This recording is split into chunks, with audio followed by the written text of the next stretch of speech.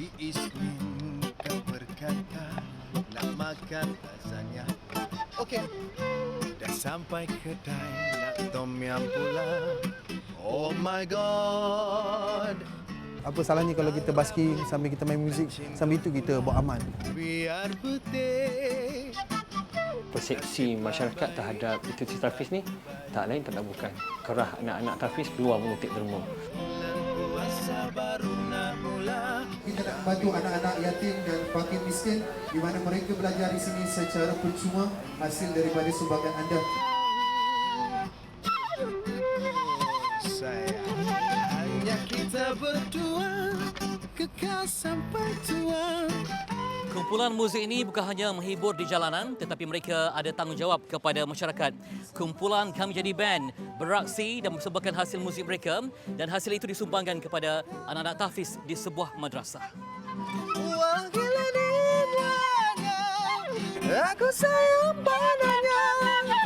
Wah gila dibuatnya, aku sayang padanya.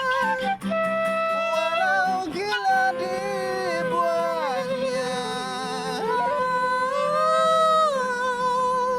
aku sayang padanya.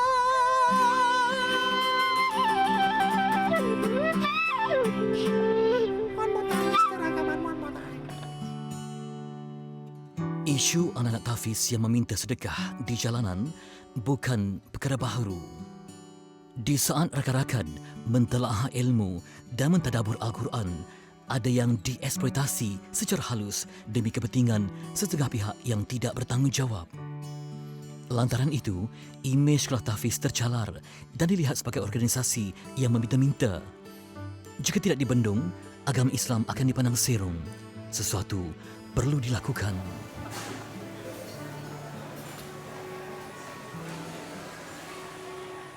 Turun padang dan beraksi adalah jiwa pemuzik jalanan. Walau tanpa ahli kumpulannya ramai, ia bukan penghalang untuk mempersembahkan sesuatu yang bermakna kepada masyarakat. Itulah prinsip tiga anak muda, Abdul Rauf, Muhammad Fauzi dan Muhammad Nurullah yang menganggotai kumpulan Kami Jadi Band di bawah payung seniman Muslim yang digerakkan Mahat Tahfiz Riyadul Jannah.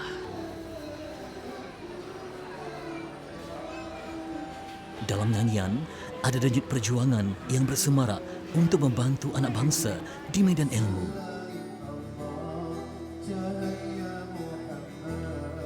Dunia basking ni dah dari start 2016 bersama dengan Kami Jadi Band tahun 2016 sampai sekarang. Kepuasan ni bagi saya seorang musician ataupun penyanyi, saya suka sangat untuk hiburkan orang dengan kita boleh tengok orang senyum, boleh tengok orang happy dengan lagu yang kita mainkan untuk mereka. Menyedari diri mereka tidak mempunyai tauliah mengejar ilmu agama secara profesional, itu bukan halangan untuk berbakti. Maka, kudrat dan bakat dimanfaatkan sebaiknya demi menyumbang dana kepada tabungan Mahat Tahfiz.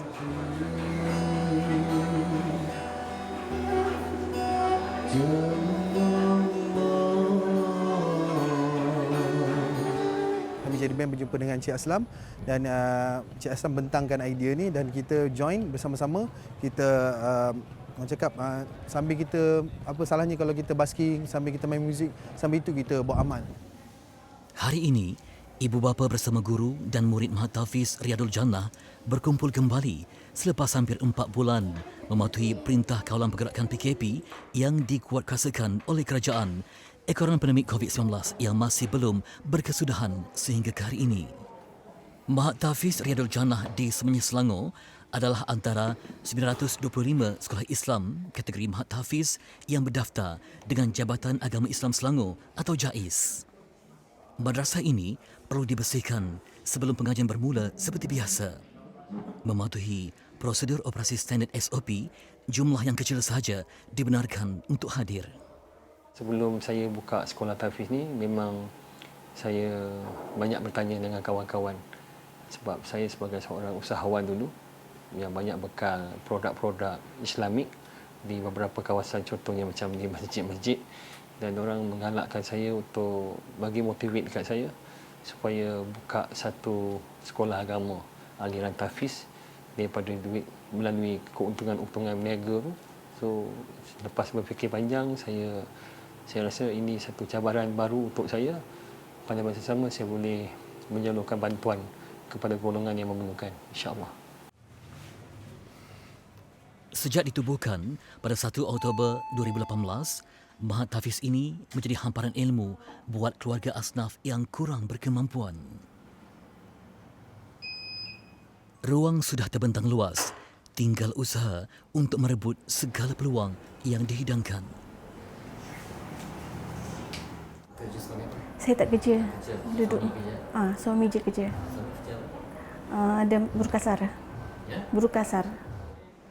Nur Pahanum Jolal bersyukur kerana salah seorang anaknya, Muhammad Nur Kamarul Syafizul yang berusia 14 tahun, terpilih ke Mahat Tahfiz ini setelah melalui pelbagai proses saringan. So far, pencarian keluarga-keluarga asnaf ni kebiasaannya saya war-warkan kepada grup-grup WhatsApp komuniti setempat. Kota yang kita buka untuk tahun 2020 ni sebanyak 30 kota. Maknanya 30 keluarga yang kita bantu.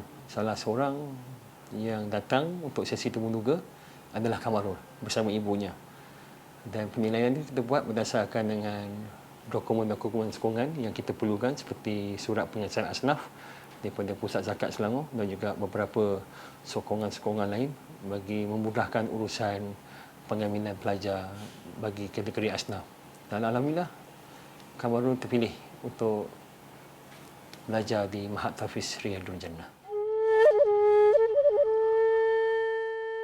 Anak-anak asnaf di sini adalah permata yang perlu digilap untuk menjadi mukmin berwawasan. Merenung kata Jalaluddin Rumi, seruling diperbuat daripada buluh yang kosong tetapi alunannya begitu menakjubkan. Semuanya bergantung kepada kepandaian sang pemain. Begitu juga dengan anak asnaf seperti Kamarul yang datang dengan harapan yang tak pasti, namun dibentuk dengan keyakinan untuk memaknakan sebuah kehidupan dengan ilmu dan takwa.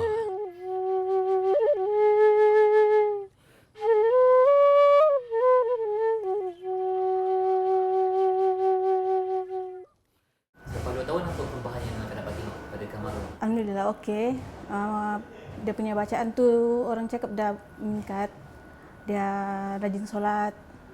Macam tu rajin mengaji. Daripada seorang anak kecil yang pendiam dan menyimpan 1000 rahsia, kini mampu untuk mengimamkan solat.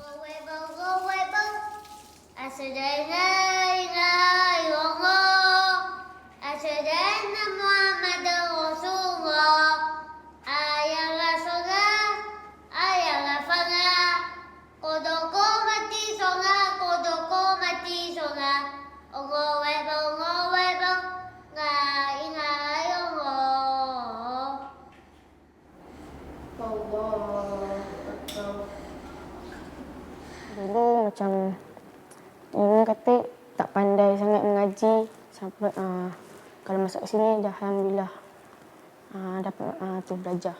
Bismillahirrahmanirrahim. Wal fajr wa layalin 'ashr wasyaf'i wal watr wal laili idza yasr hal fi dzalika qasamun lidzij. Saya bersyukurlah macam anak saya pandai mengaji. Kita gembiralah boleh tumpang dia baca sekali. Mahat Tahfiz harian ini dijaga rapi. Ibu bapa tidak dibenarkan berada di ruangan murid tanpa alasan kukuh. Kepercayaan mendidik diserahkan sepenuhnya kepada tenaga pengajar yang bertauliah. Hari ini ialah hari orientasi pelajar yang mana mereka memahami lebih mendalam tentang apakah SOP ketika menuntut ilmu. Antaranya ialah dengan menjaga penjarakan sosial dan memakai dan ini cerminan Mahat Tahfiz dan Islam yang menjaga ummahnya dan juga menjaga nyawa sepanjang masa.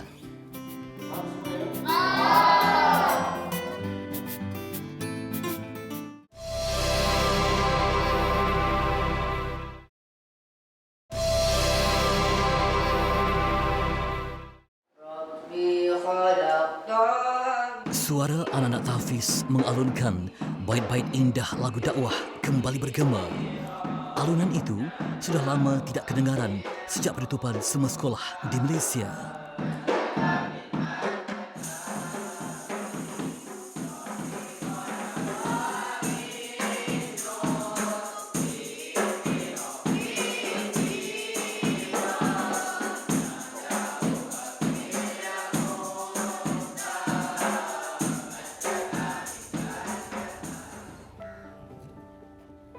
Hari ini, saya dan Kamarul ke sebuah medan selera tempat seniman Muslim beraksi.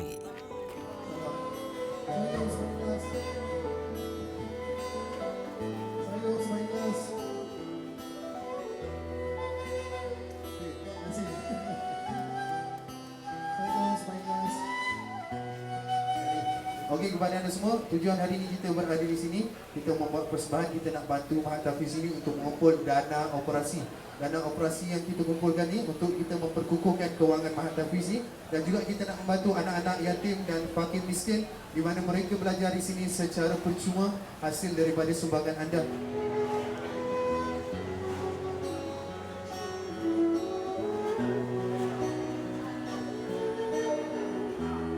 Pertama kali datang sini. Inilah pertama kali bagi adik Kamarul datang menyaksikan persembahan Kami Jadi Band yang merupakan antara penyara penting bagi anak-anak tahfiz ataupun anak asnaf di madrasah ataupun Mahat Tahfiz Riyadul Jannah. Jadi mereka setiap hari membuat persembahan di sini demi mencari rezeki dan membantu anak-anak asnaf mendapat ilmu pengetahuan di sebuah Mahat Tahfiz yang terpuji. Sebuah lagu istimewa.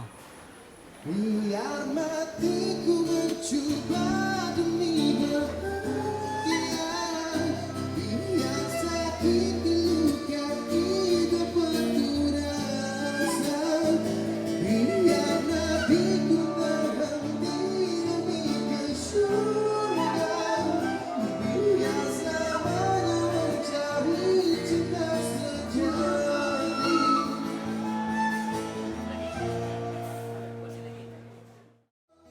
Setiap madrasah memiliki cara tersendiri dalam meraih dana demi kelangsungan operasi asalkan anak-anak tahfiz tidak dipergunakan dengan cara yang salah.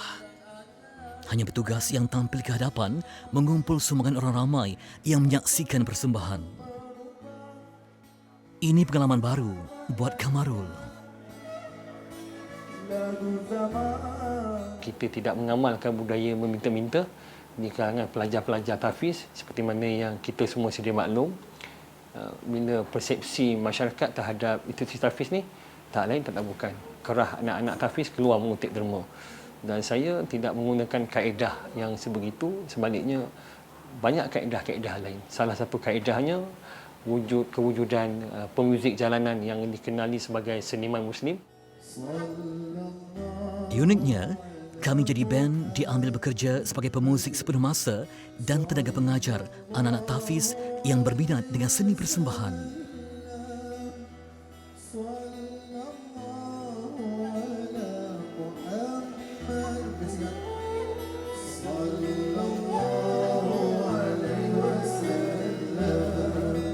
Alhamdulillah, sangat bersyukur bila dia orang belajar ke arah ilmu akhirat ni. InsyaAllah kita mungkin dapat sedikit tempias pun tak apalah. Kita bersyukurlah dapat tempias pun tak apa. Alhamdulillah kita dapat bantu mereka belajar dekat sini. Bunga kembang dalam helaian bagai intan kelopak permata. Telah lama dalam impian seruling berdendang di depan mata. Kita bawakan seniman jalanan yang mengangkat martabat budaya ke peringkat yang lebih tinggi. Okey, itu dia kumpulan Kami Jadi Band. Yang tadi bermula dengan seruling sebagai lambang mukadimahnya. Dan mereka ni sebenarnya unik kerana seniman Muslim tetapi bertugas penuh masa di Mahat Tahfiz. Baru benda ni kan. Ada orang cakap ada IPF Sokso pun ada. Kita orang IPF Sokso ada dan banyak madrasah dan kita gabung tenaga sama-sama membantu mereka yang memerlukan. Macam tu, samping tu ada gaji untuk kami.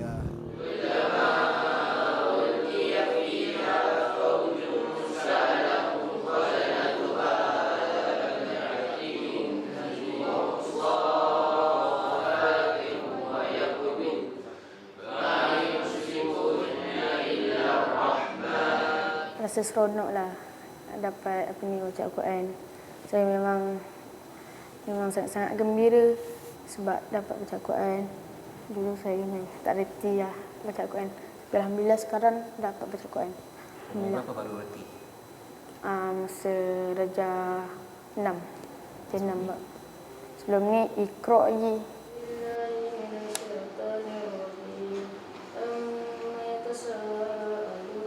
Saya ucaplah terima kasih kepada yang sudi ongkos bagi bantuan pada anak saya selama 2 tahun ni. Saya bersyukur. Kecerdasan intelektual dan emosi turut dititik beratkan melalui cara didikan yang membawa semangat dan kebahagiaan. Keakraban yang terjalin antara rakan sebaya, guru, petugas dan pemuzik membentuk ekosistem Mak Tafiz yang mendamaikan jiwa. Memang tak susah macam makan sikit. Pernah. Sampai tak makan pun pernah. Tapi tahan lah. Kenapa tak makan? Sebab tempoh ibu tak ada duit. Tak ada duit. Ibu kata kalau ibu tak ada duit. Ibu kata apa ni sabar je lah. Cik Selam bantu saya. First masuk sampailah sekarang Cik Selam bantu saya. Segala yang terbuku di hati selama ini akhirnya terluah. Salatullah salamullah ala Rasulillah. Salatullah salamullah ala Yasin Habibillah. Salatullah salamullah ala Yasin Habibillah. Baik, selain Kamarul yang telah penerima manfaat ditaja oleh Mak Tafiz Riyadul Jannah dan juga seniman Muslim, dan hubungan antara pemuzik dan juga Tafiz ini sangat akrab, dan mereka hari ini memaklumkan bahawa ada seorang lagi adik kepada Kamarul, Syakir. Mana Syakir? Jadi memenangkan keluarga ini memang diperakui keluarga asnaf, dan juga pihak Mak Tafiz berkesudian untuk menaja Syakir juga di pengajian berkenaan. Tahniah untuk Syakir. Jadi Cik Aslam akan menyampaikan surat tawaran kepada Syakir. Syakir seronok tak? Seronok. Minat tak nak belajar agama macam abang? Minat. Okey, ini surat tawarannya ya, insya-Allah. Jadi insya-Allah dua beradik ini akan menjadi nadi penting asnaf yang menghidupkan kemuliaan Mak Tafiz Riyadul Jannah. Dari seniman jalanan terukir di sanggar cinta yang abadi. Ashhadu an la ilaha illallah wa ashhadu anna Muhammadan Rasulullah. Senyuman asnaf, kebahagiaan seniman. Wa ashhadu anna Muhammadan Rasulullah. Tiada Tuhan selain Allah, Nabi Muhammad pesuruh Allah. Alhamdulillah, pujian bagi Allah.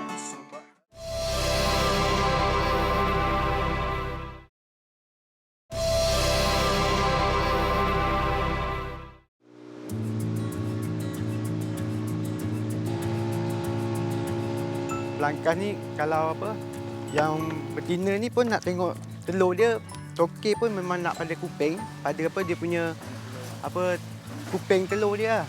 Kalau ada maknanya telur langkah tu telur betina lah. Permintaan tu memang pada betina saja.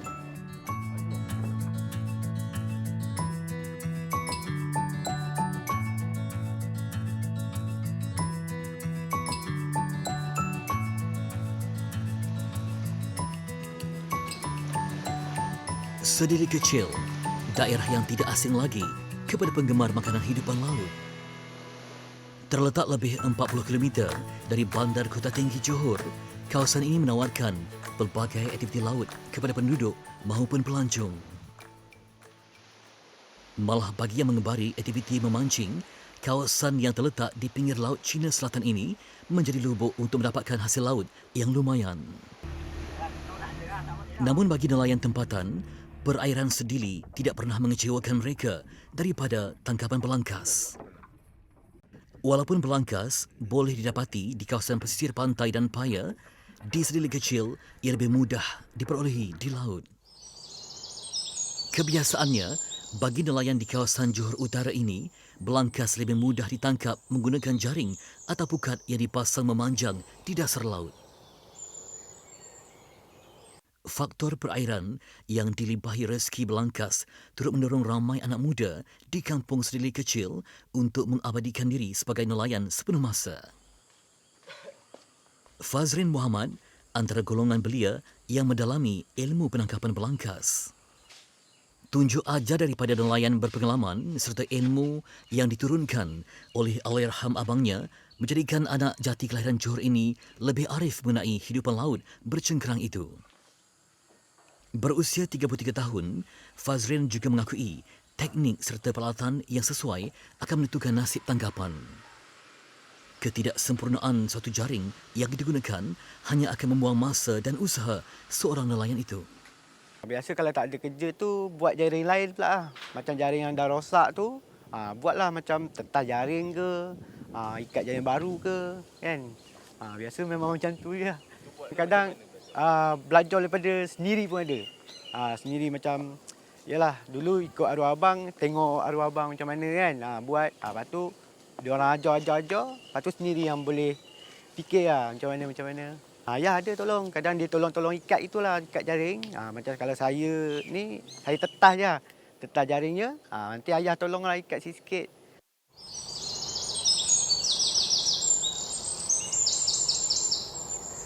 Setiap pagi, rutin harian Fazrin tidak berubah. Anak muda ini meluangkan masa selama 3 jam bagi membelik serta membetulkan jaring-jaring yang pernah digunakan selama ini.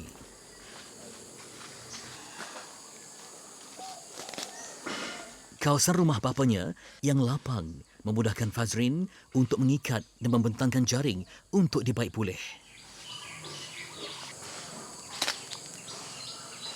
Berpengalaman lebih 10 tahun, nelayan ini mendakwa setiap jaring yang digunakan mampu digitar semula peralatannya.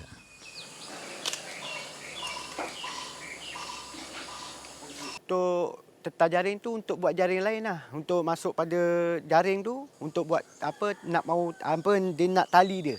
Tali, timah kan. Itu yang nak ke tetas tu. Jaring tu tak akan rosak. Kalau main atas lumpur saja tak akan rosak. Jangan di main atas karang, atas batu apa, itu memang cepatlah habis. Bagi mengurangkan kos, setiap tali daripada jaring belangkas yang lama akan disambungkan kepada jaring yang baru.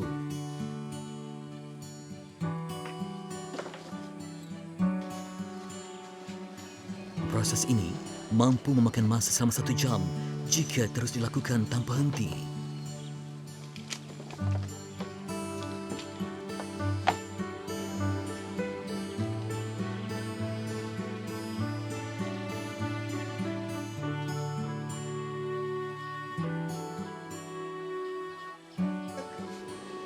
Ketika melakukan aktiviti ini, Fazrin akan dibantu oleh rakannya, Hafizi Zamri, bagi mempercepatkan proses membaik pulih jaring.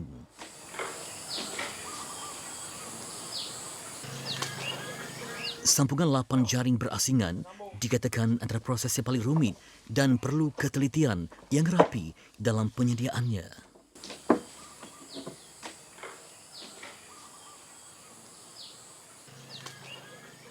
Memang benda tu kerja dia memang rumit sikit.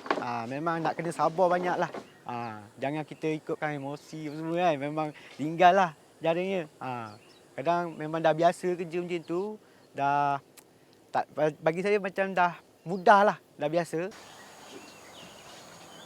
Persiapan demi persiapan dilakukan bagi mencari rezeki laut.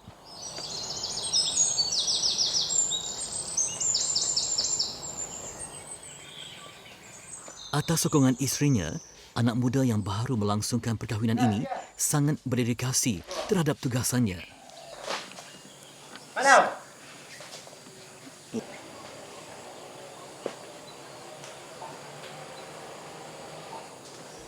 Walaupun masa yang lama dihabiskan bagi proses persediaan, isterinya tidak pernah mengeluh atau menghalang cita-citanya untuk terus menjadi pemburu belangkas.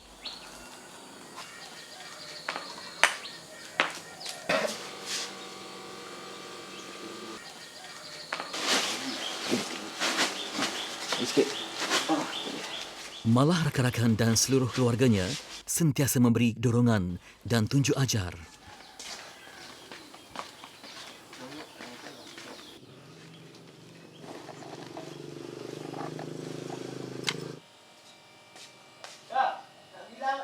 Bagi memudahkan proses tangkapan di laut, Fazrin memerlukan jaring belangkas sepanjang lebih 100 meter.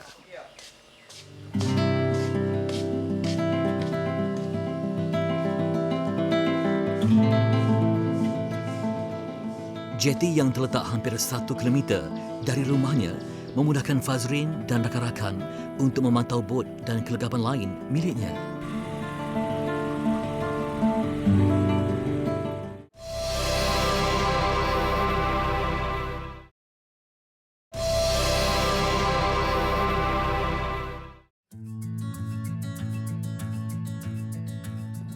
Jeti seberang di kampung Sedili kecil ini dibina oleh keluarganya sejak 15 tahun lalu. Setiap enjin, jaring serta kelengkapan nelayan akan disimpan di sini. Bot bernilai RM4,000 ini dibeli daripada hasil titik peluhnya memburu belangkas. Sebagai pemburu belangkas, ramalan cuaca adalah sangat penting bagi memastikan usaha yang dilakukan tidak sia-sia. Manakala hasil belangkas pula dikatakan bergantung sepenuhnya kepada musim tertentu. Segi belangkas tu tengok pada bulan. Macam bulan ujung-ujung tahun tu musim apa angin kuat. Ada macam sebulan tu paling sikit lah 3-4 ribu lah. Paling sikit lah tu. Kalau dia nak bagi rezeki laut ni kita mana kita tahu kan. Kadang ada masa lebih, ada masa kurang. Tapi kadang ada kalau macam ujung-ujung tahun ni, macam bulan 2 tu memang air dia. Air belangkas tu memang banyak lah. Dapatlah kalau sebulan tu 5-6 ribu.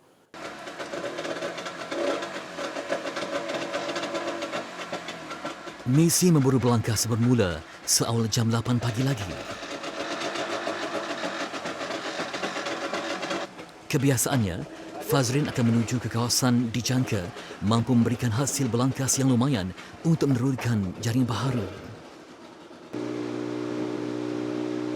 Sebelum memahami keadaan laut dan belangkas, anak ke-6 daripada 7 beradik ini mengaku terpaksa berguru dengan Allahyarham abangnya selama 2 tahun.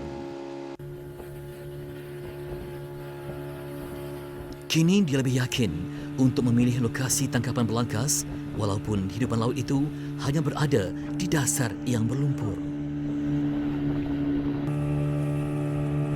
Keadaan laut yang bergelora dan beralun tidak mematahkan semangat Fazrin untuk meneruskan usahanya mencari belangkas atau lebih dikenali sebagai fosil hidup. Sauh diturunkan bagi memastikan bot miliknya tidak hanyut dan bendera kecil yang diletakkan sebagai tanda jaring yang dipasang.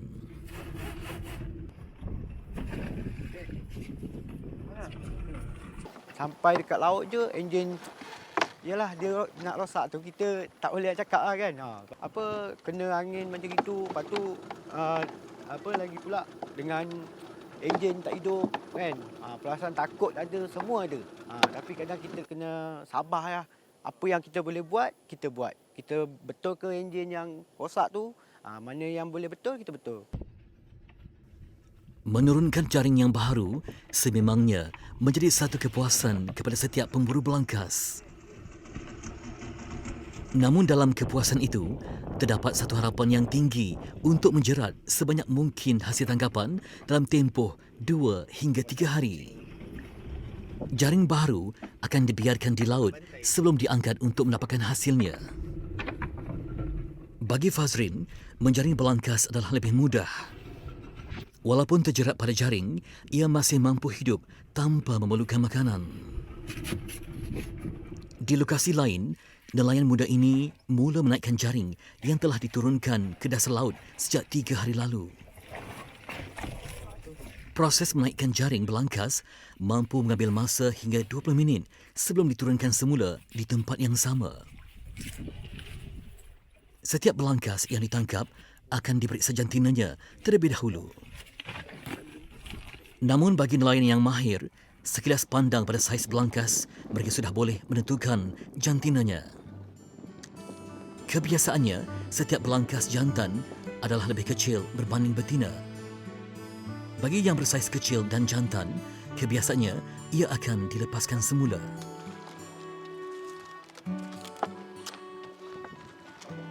Belangkas ni kalau apa, yang betina ni pun nak tengok telur dia, tokek pun memang nak pada kuping, pada apa dia punya apa kuping telur dia. Kalau ada, maknanya telur belangkas tu telur betina lah. Permintaan tu memang pada betina saja. Setiap hasil laut akan dibawa pulang dan diperiksa dengan teliti sebelum diedar kepada peraih.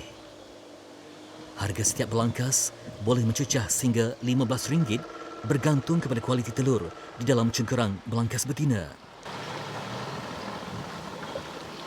Walaupun telah berjaya menangkap beberapa ekor belangkas betina, Fazrin masih belum mampu menarik nafas lega.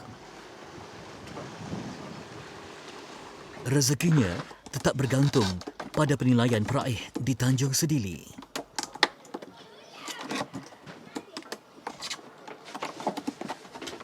Saya memang dah ada tokek jugalah. Tokek yang ambil belangkas tu dekat Tanjung Sedili.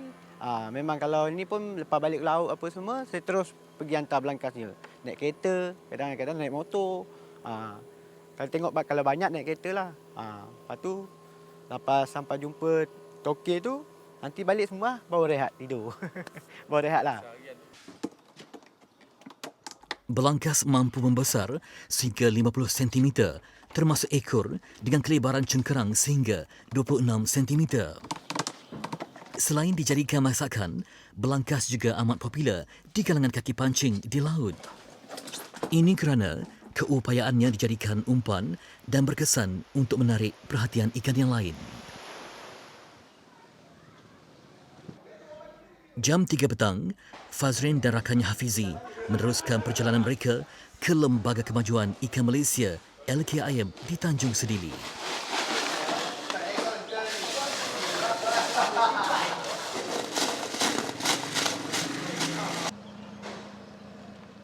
Kompleks perikanan LKIM Sedili ini antara lokasi tumpuan para nelayan untuk menjual hasil laut mereka kepada peraih. Harga bagi setiap hasil terutamanya belangkas bergantung kepada keadaan hasil tangkapan ini dan mengikut harga pasaran semasa. Ia juga berdasarkan permintaan peniaga kedai makan yang menjual masakan belangkas di sekitar negeri Johor. Di lokasi ini juga, ramai para peniaga akan berkumpul sejak awal pagi untuk mendapatkan bekalan laut yang segar. Ini ada telur Beroperasi seawal jam 6 pagi hingga 5 petang setiap hari, Fazrin antara nelayan yang berkunjung ke sini untuk berurus niaga dengan peraih yang sama. Belangkas musim PKP ni memang harga terhad lah. Harga bayar berapa sekarang? Kita kena ikut perkembangan lah. Saya kata kita bayar 15 sekarang ini. Kalau tinggi pun boleh bayar 10. Mulanya dahulu, belangkas dianggap tidak bernilai.